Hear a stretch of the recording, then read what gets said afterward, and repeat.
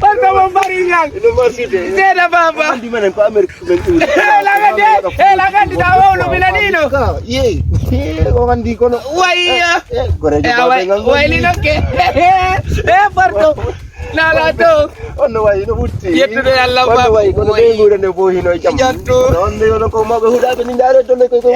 Baba tayan no men kori piye le Porto. Ono wai no butti ni on. Alhamdulillah.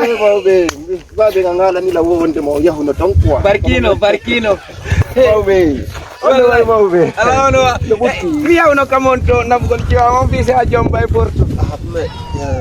Parisei. Yeah, mau.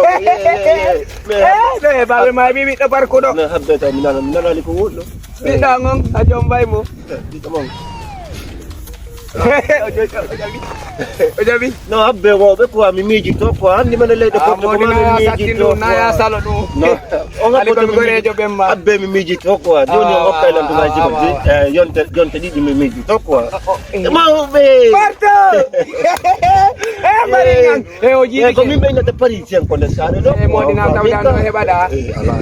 Wai ko andi mi yagiti no men si ba Nyandi. Yo ne mo be di ko mo te yo. Ara ni ay jiwo mong ang kanik ko. Me batadon sera Porto. No, apre John si dia si John na yung ngandi ni dolang to biti mi sa.